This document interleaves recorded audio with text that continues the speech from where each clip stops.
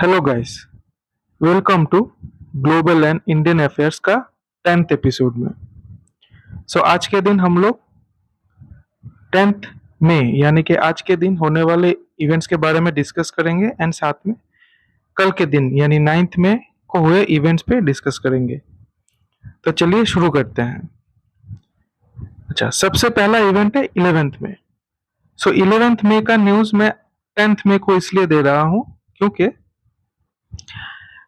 कल के दिन तो वैसे ही सेलिब्रेशंस होगा ही, बट जो भी सेलिब्रेशंस होगा उसका न्यूज़ ऑलरेडी आउट हो गया है, ठीक है? तो इसीलिए मैंने यहाँ पे डाल दिया है। National technology day on the occasion of celebration of the 25th year of national technology day which will be held from 11 to 14th में। नेशनल टेक्नोलॉजी डे का सेलिब्रेशन 4 दिन चलेगा, 11, 12, 13, 14, 15, सॉरी 5 दिन, ठीक है? So, Prime Minister will lay the foundation stone and dedicate to the nation multiple projects related to scientific and technological advancement in the country worth more than rupees 5,800 crores. So 5,800 crores का projects, actually 5,800 plus crores का project कल के दिन dedicate किया जाएगा nation को, ठीक है? क्वेश्चन ऐसा आ सकता है कि what worth of projects were dedicated by the Prime Minister of India to the nation on eve of National Technology Day? आपको याद रखना है rupees 5,800 crores, ठीक है? The projects whose foundation stone would be laid and dedicated to the nation include Laser Interferometer Gravitational Wave Observatory India, लिगो India, ठीक है? Short में लिगो India भी बोल रहे हैं इसको, जो हिंगोली महाराष्ट्र में एस्टेब्लिश किया जाएगा, ठीक है? लिगो क्या है? It is an extremely sensitive interferometer of 4 kilometer arm length capable of sensing gravitational waves generated during the merger of massive astrophysical objects such as black holes and neutron stars.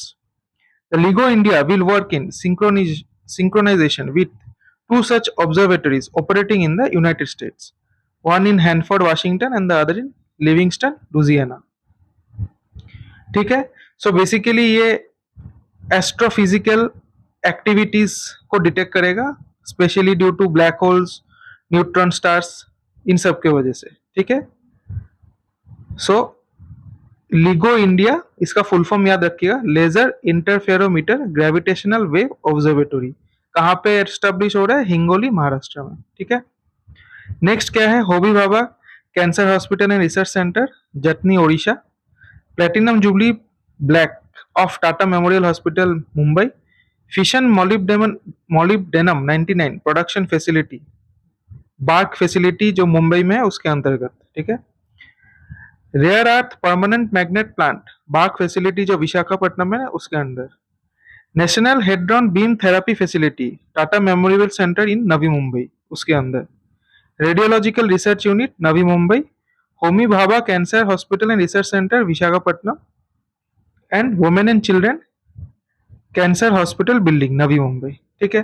तो ये सारे projects में से सबसे पहला project जो है वही मुझे ज्यादा इंपॉर्टेंट लग रहा है, बिकॉज उसमें एक एब्रीविएशन है लिगो इंडिया, ठीक है? Laser interferometer gravitational wave observatory, इसको याद रखिएगा। The program and celebrations marking the National Technology Day 2023 will have a special focus on Atal Innovation Mission Scheme of Niti Aayog. Atal innovation mission scheme क्या है? Basically technological advancements को बढ़ावा देने के लिए, ठीक है, इन डिफरेंट इंस्टीट्यूशंस, जो स्कूल्स, कॉलेज हो सकता है, ठीक है? ये अटल इनोवेशन मिशन स्कीम को लॉन्च किया गया था bye NITI Aayog. Celebration of National Technology Day was started by former Prime Minister Shri Atal Bihari Vajpayee in 1999. 1999 से नेशनल टेक्नोलॉजी डे को ऑब्जर्व किया जा रहा है, ठीक है? To honour Indian scientist, engineers and technologist who work for India scientific and technological advancement and ensure the successful conduct of Pokhran test in May 1998. Since then, National Technology Day is observed every year on May 11th. ठीक है, सो Pokhran test भी May 1998 में observe किया गया था. सो May 11 को इसीलिए national technology day designate किया गया है. This year's theme is school to startup igniting young minds to innovate. So theme को याद रख लीजिएगा. ठीक है, चलते हैं नेक्स्ट इवेंट पे. सो 10th मई के इवेंट पे 35th edition of India Thailand coordinated patrol Indo Thai CORPAT. ठीक है, कोऑर्डिनेटेड पेट्रोल का शॉर्ट फॉर्म कॉर्पेट. सो ये मार्क कर देते हैं. Between the Indian navy and royal Thai navy was conducted from 3rd to 10th में 2023. सो कॉर्पेट किसके बीच में हुआ था? Indian navy and royal Thai navy. So इसको भी मार्क कर लेते हैं. सो क्वेश्चन ऐसा आ सकता है कि कॉर्पेट जो एक्सरसाइज है वो किन दो कंट्रीज के बीच में होता है?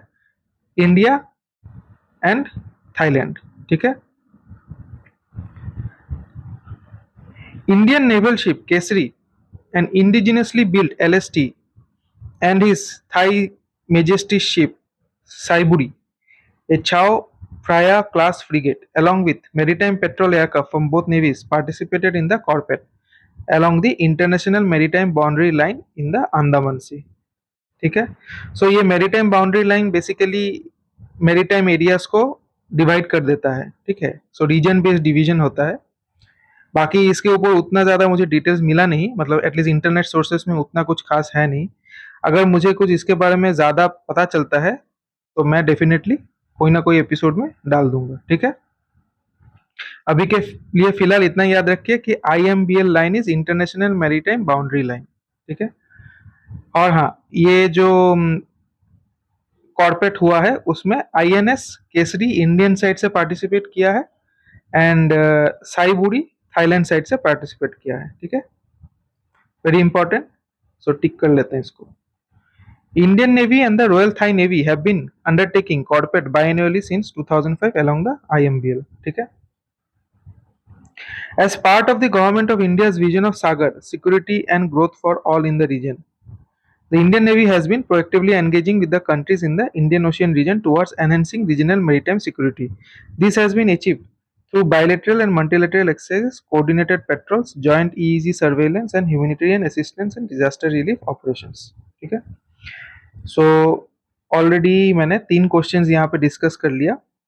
ठीक है, एक तो है कि कॉर्पेट किन दोनों कंट्रीज के बीच में हुआ? Indian navy and royal Thai navy. ठीक है, या फिर India and Thailand. Indian naval ship Kesari and Thailand का मेजेस्टी शिप साइबोरी ने पार्ट लिया था. IMBL का फुल फॉर्म है इंटरनेशनल मैरीटाइम बाउंड्री लाइन.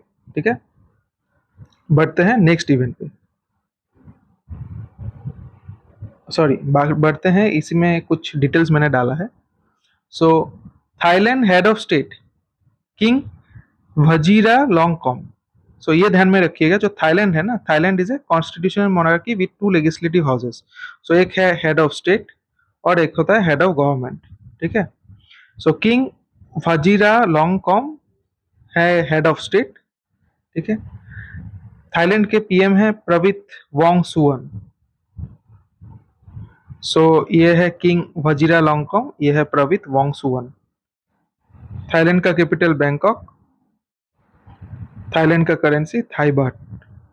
ये है थाईलैंड का फ्लैग. सो अभी बढ़ते हैं नेक्स्ट इवेंट पे.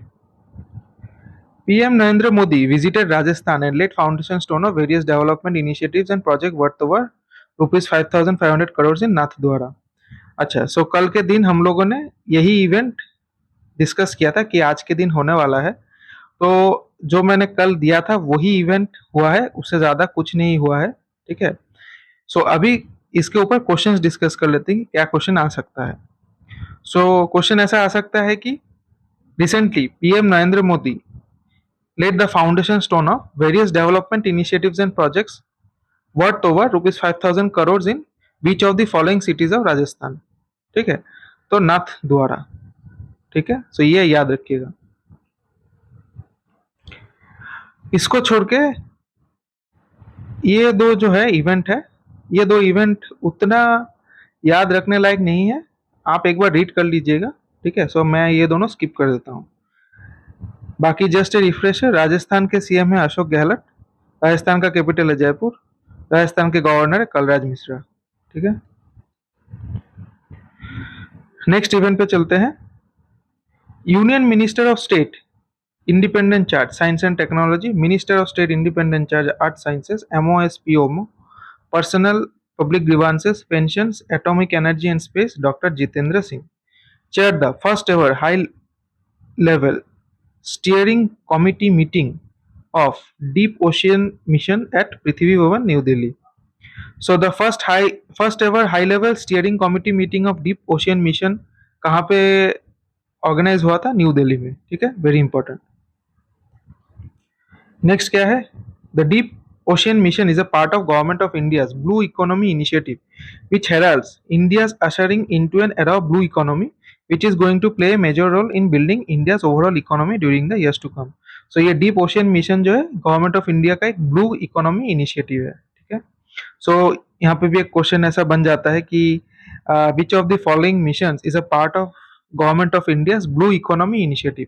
तो तीन चार इनिशिएटिव का नाम रहेगा, आपको सिलेक्ट करना होगा डीप ओशियन मिशन, ठीक है। और देखिए ये जो, क्योंकि ब्लू इकोनॉमी इनिशिएटिव है, अच्छा तो ब्लू इकोनॉमी जिन लोगों को पता नहीं है क्या है, उनके लिए मैंने एक छोटा सा डेफिनेशन डाला है।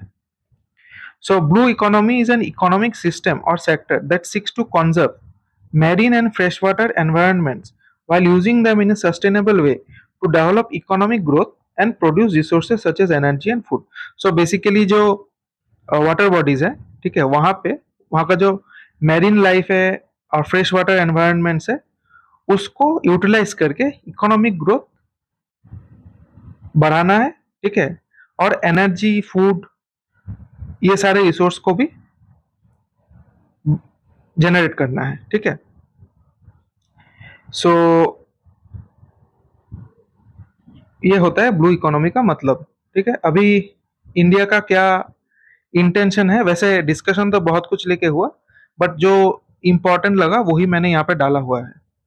Exploration of strategic minerals like cobalt, nickel, copper, and manganese, and 11 potential sites for hydrogen sulfides are expected to pave the way for future commercial exploitation of these resources.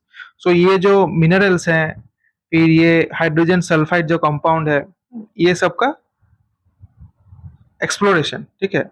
So explore होगा, फिर उसके बाद इसको utilise किया जाएगा कुछ ना कुछ बनाने के लिए, तो उससे क्या होगा, ये जो डीप ओशियन मिशन है उसको एक बूस्ट मिलेगा, ठीक है, और वही इसका इंटेंशन है। Deep ocean mission was sanction in September 2021, okay, सितंबर 2021 में सैंक्शन हुआ था। Estimated cost of the mission is 4047 crore for 5 years with 2 phases। Phase 1 में 2823.40 करोड़ है, ड्यूरेशन है 3 years, and phase 2 is 1223.60 crore, ठीक है। अभी फेज 1 ही चल रहा है, ठीक है, फेज 2 अभी तक स्टार्ट नहीं हुआ है। Deep Ocean Mission consists of 6 themes: development of technology for deep sea mining, manned submersible and underwater robotics, ठीक है। सो अंडर वाटर ऑपरेशंस पे ध्यान दिया जाएगा। Development of ocean and climate change advisory services. So ocean and climate change advisory services मतलब कि water bodies में आपको पता ही है कैसे वाटर बॉडीज इन्फ्लुएंस करते हैं क्लाइमेट चेंज को, ठीक है, तो उसको लेके कोई भी डिसीजन मेकिंग, हाँ, सो वो उस टाइप का services. Technology innovations for exploration and conservation of deep sea biodiversity. So exploration and conservation of deep sea biodiversity, so ये जो वाटर बॉडीज में different kinds of plants and fishes बोल सकते हैं मिलता है, ठीक है, उसको एक्सप्लोर करना मतलब ढूंढ के निकालना नए नए फिशेस के स्पेशीज, एंड उनको कॉन्जर्व करना। फिर deep ocean survey and exploration, so ocean के डेप्थ में जाके सर्वे करना, ठीक है। Energy and fresh water from the ocean, ठीक है, कैसे एनर्जी और फ्रेश वाटर हम लोग ओशियन से एक्सट्रैक्ट कर सकते हैं। And advance marine station for ocean biology. So marine station मतलब ये ओशियन बायोलॉजी, ओशियन के बायोलॉजी को समझने के लिए different kinds of marine stations, ठीक है। आपने इंग्लिश मूवीज में देखा होगा कि ऐसे एक्सप्लोरेशन पे जाते हैं तो डिफरेंट काइंड ऑफ मतलब ऑन द सी स्टेशंस रहता है, ठीक है। उसी के बारे में बात चल रहा है।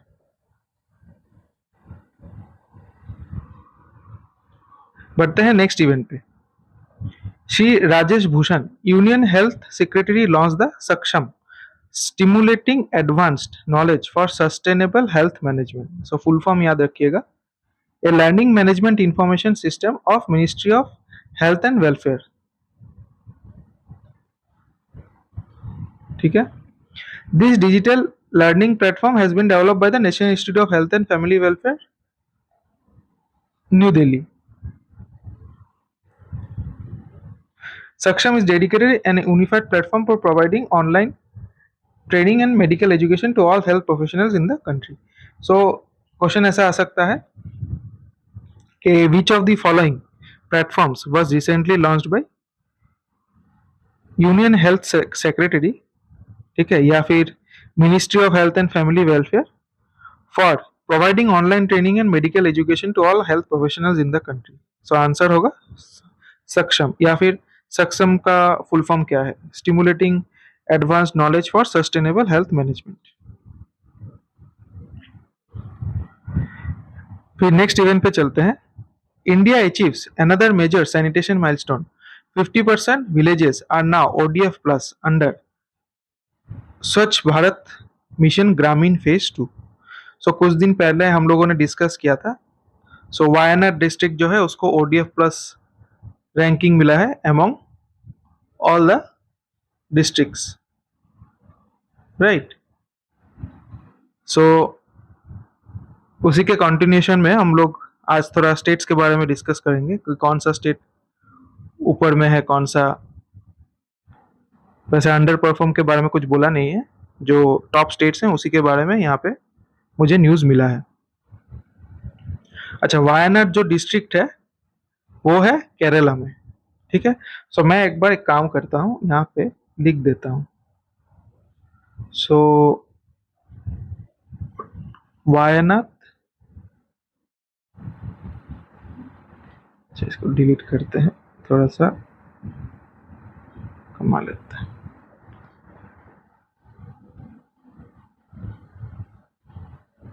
वायनाड, ठीक है, केरला, ये हुआ है top among the districts in the country to be declared ODF plus in ODF plus rankings, ठीक है। ODF plus.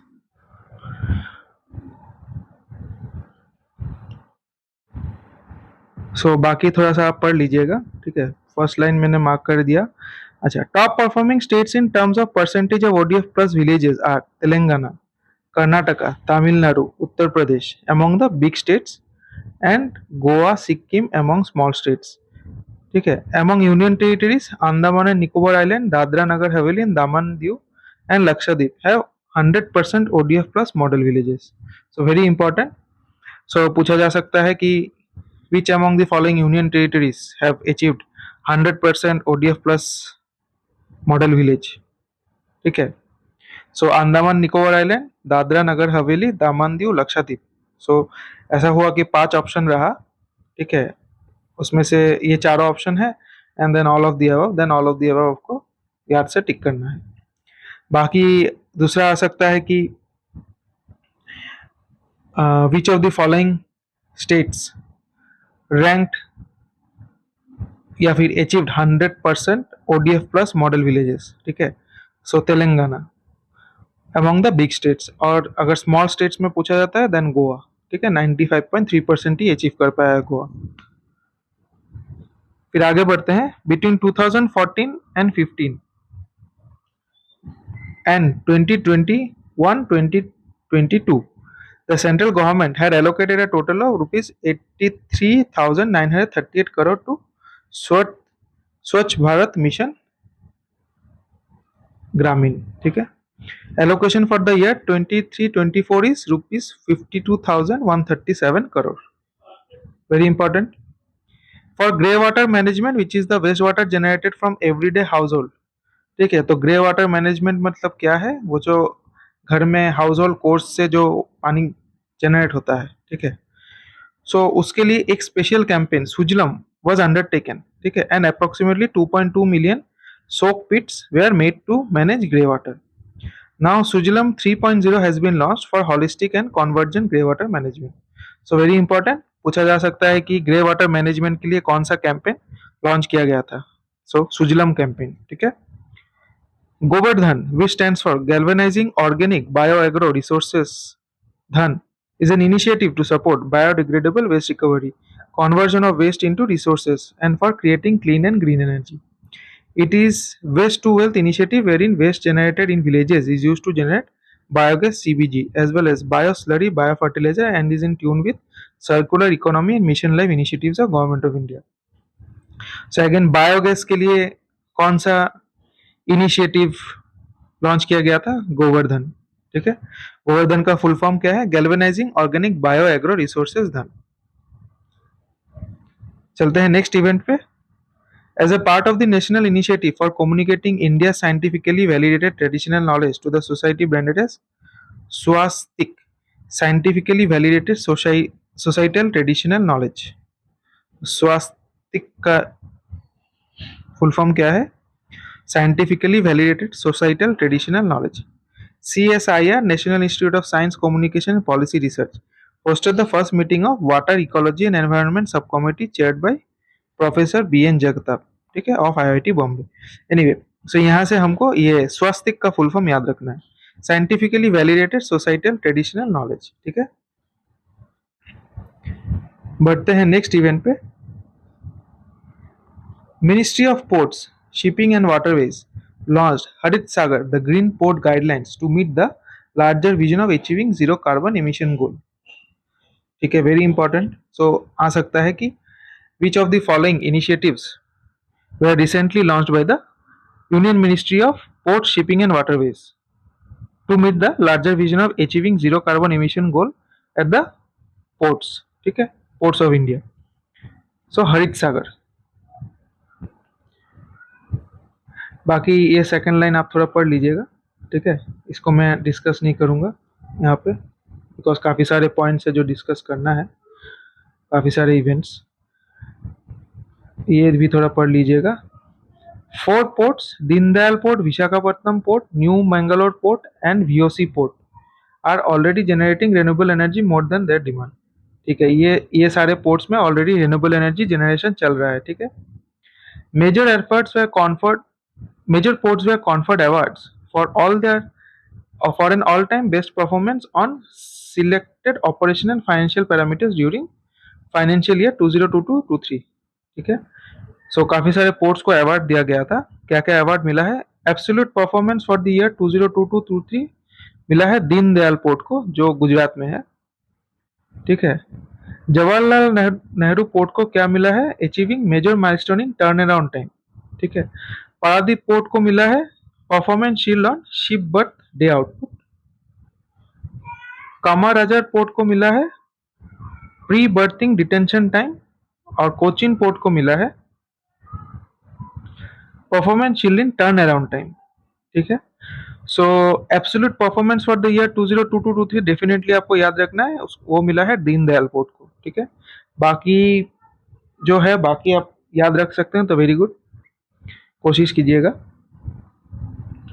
अच्छा, award for best incremental performance was bagged by Paradip port, ठीक है।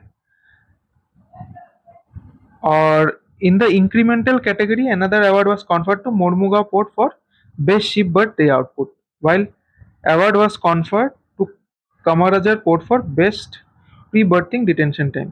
So यहाँ से मुझे दो ही चीज़ इंपॉर्टेंट लग रहा है, एक तो है performance, absolute performance for the year 2022-23 जो कि दीनदयाल पोर्ट को मिला है, ठीक है। तो इसको मैं एक काम करता हूँ, दूसरे कलर में मार्क कर देता हूँ, इसको ऑरेंज में कर देता हूँ। Absolute performance for the year 2022-23 Deendayal port, very important.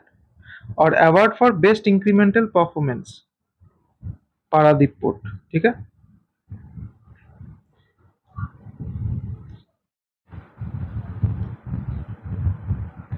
ठीक है, नेक्स्ट इवेंट पे चलते हैं। Award for the best part port was conferred to Paradip port. अच्छा, award for best port was conferred to Paradip port. Again this is again very important, so इसको थोड़ा red में mark कर लेते हैं, very important. So award for best port Paradip port को मिला है, ठीक है। Absolute performance of the year Deendayal port, award for best incremental performance Paradip port and award for best port Paradip port, ठीक है।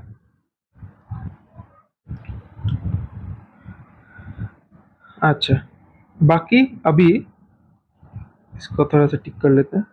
दीनदयाल पोर्ट है गुजरात में, जवाहरलाल नेहरू पोर्ट है नवी मुंबई महाराष्ट्र, पारादीप पोर्ट है पारादीप उड़ीसा, कामाराजार पोर्ट है चेन्नई तमिलनाडु, कोचीन पोर्ट है कोची केरला, मोर्मुगांव पोर्ट है मोर्मुगांव गोवा, ठीक है।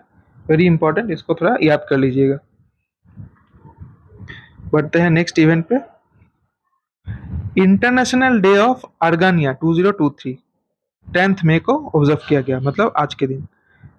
United Nations celebrated the third International Day of Argania since its proclamation by General Assembly Resolution of Morocco in 2021. So 2021 में इसको प्रोक्लेम किया गया था, ठीक है। Celebration crowns the efforts of the Kingdom of Morocco. So Kingdom of Morocco in promoting the argan tea. So ये जो picture यहाँ पे है, ये आर्गन ट्री का पिक्चर है, ठीक है। सो इसको प्रोटेक्ट एंड प्रमोट करने के लिए ये डे सेलिब्रेट किया जा रहा है। So argan tree is a native species of sub Saharan region of Morocco. ये मोरक्को में ही मिलता है, ठीक है। और बाकी थोड़ा पढ़ लीजिएगा, मैं एक इम्पॉर्टेंट पार्ट को डिस्कस कर लेता हूँ। सो आर्गन ऑयल आपने नाम सुना होगा, ठीक है। आर्गन ऑयल इस आर्गन पेड़ से एक्सट्रैक्ट किया जाता है, ठीक है।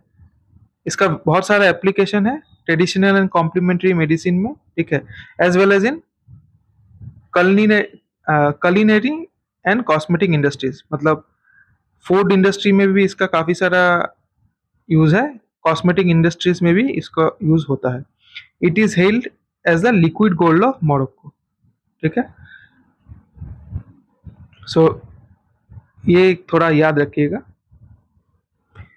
This year's theme is socio economic development and sustainability of the argan ecosystem. बाकी थोड़ा मोरक्को के बारे में जान लेते हैं। मोरक्को के पीएम है अजीज अखानोच, ये है अजीज अखानोच। कैपिटल है रबत एंड करेंसी है मोरक्कन दिरहम। ये है मोरक्को का फ्लैग, ठीक है। बढ़ते हैं नेक्स्ट इवेंट पे। Telangana has become the first state in the country to launch a state robotics framework with a vision to create a sustainable robotics ecosystem. Important है, ठीक है। स्टेट एग्जाम में तो definitely first state in the country to launch a state robotics framework with a vision to create a sustainable robotics ecosystem, Telangana. बाकी ये points थोड़ा पढ़ लीजिएगा।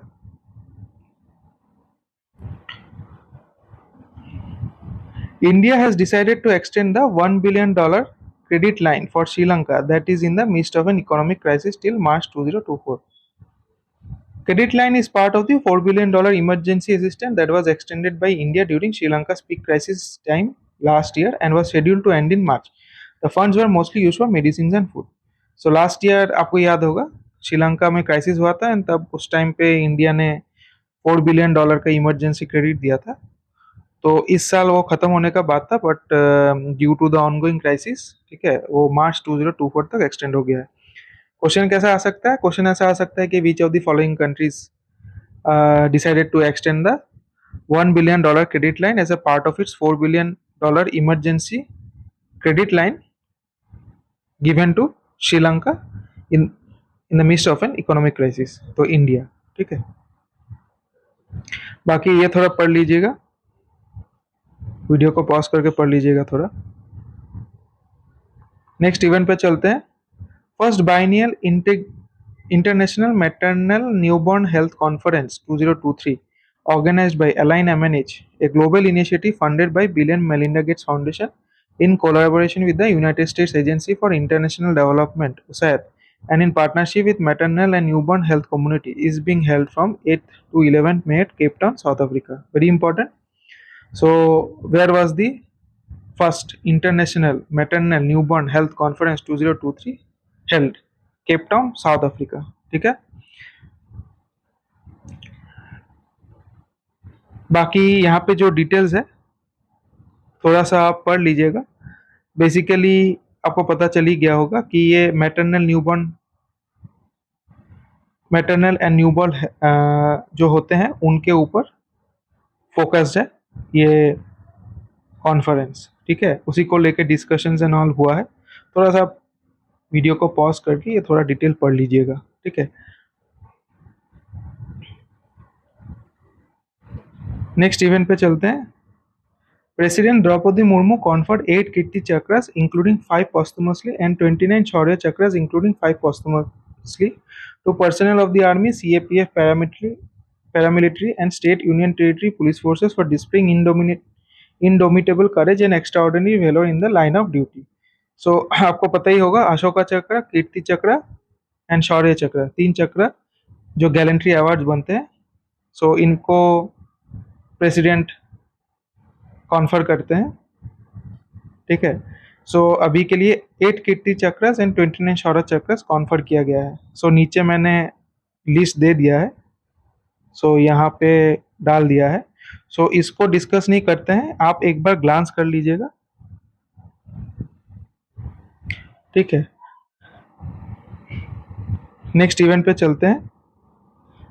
Joint Secretary of Badminton Association of India, Omar Rashid, was appointed as chair of the Technical Officials Committee by Badminton Asia for the next 2 years. Very important, आ सकता है question कि who among the following was recently appointed as the chair of the Technical Officials Committee by Badminton Asia?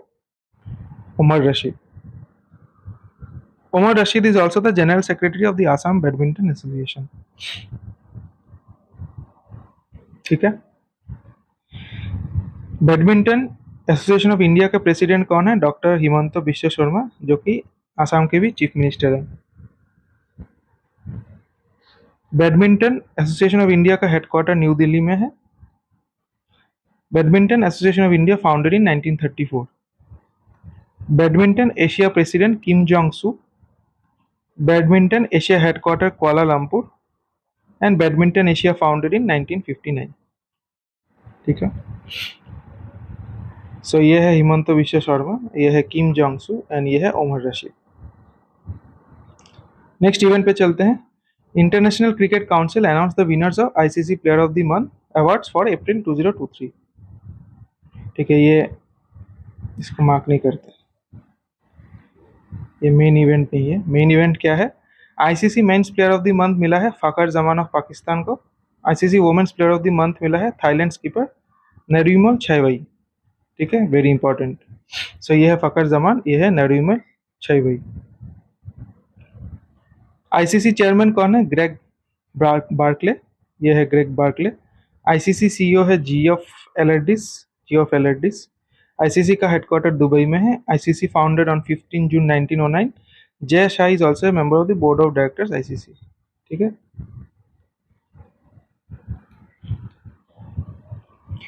चलते हैं next event पे। First Dubai fintech summit was held on May 8th and 9th under the patronage of Sheikh Maktoum bin Mohammed bin Rashid Al Maktoum, first deputy ruler of Dubai, deputy prime minister and minister of finance of the UAE। ठीक है, so first Dubai fintech summit कब किया गया था? मई 8 and 9 को। ठीक है, because city के बारे में नहीं पूछ रहे क्योंकि ऑलरेडी दुबई फिनटेक समिट बोला ही जा रहा है। ठीक है, ऐसा आ सकता है कि दुबई कौन से कंट्री का कैपिटल है। ठीक है, बाकी ये जो है ये सारा इवेंट्स थोड़ा पढ़ लीजिएगा, पॉइंट्स थोड़ा पढ़ लीजिएगा। नेक्स्ट इवेंट पे चलते हैं। President Jinping will host a 2-day summit with the leaders of 5 central Asian nation Kazakhstan, Kyrgyzstan, Tajikistan, Turkmenistan, Uzbekistan on May 18th and 19th। सो ये इवेंट अभी तक हुआ नहीं, होने वाला है। It is also called C+C5 summit, very important. सो आ जाएगा question, how many countries participated in the C+C5 summit? ठीक है, सो 6 countries, China, Kazakhstan, Kyrgyzstan, Tajikistan, Turkmenistan, Uzbekistan. ऐसा भी आ सकता है कि what does the C in C+C5 summit indicate?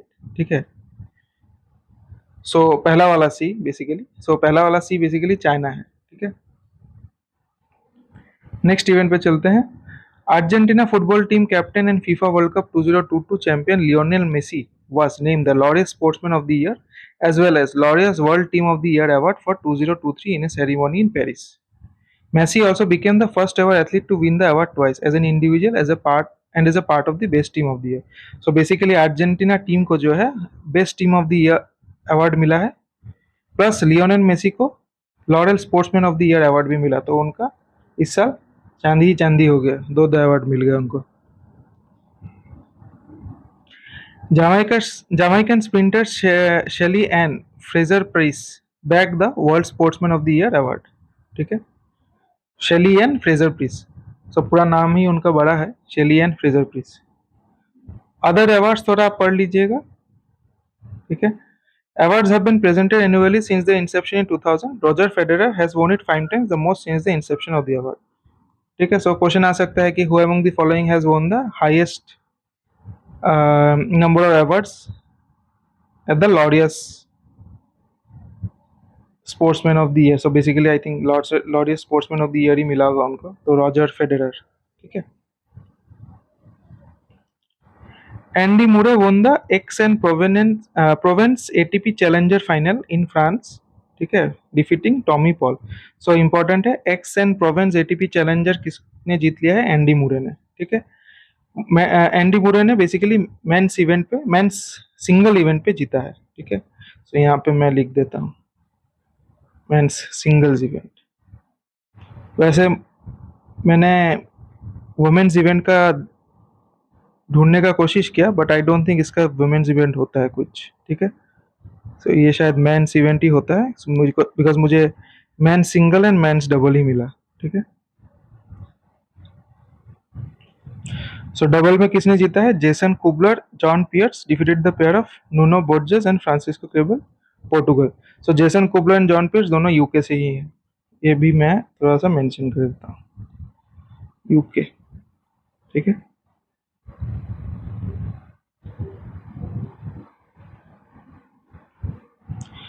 अच्छा चलिए नेक्स्ट अभी कुछ क्वेश्चंस ट्राई कर लेते हैं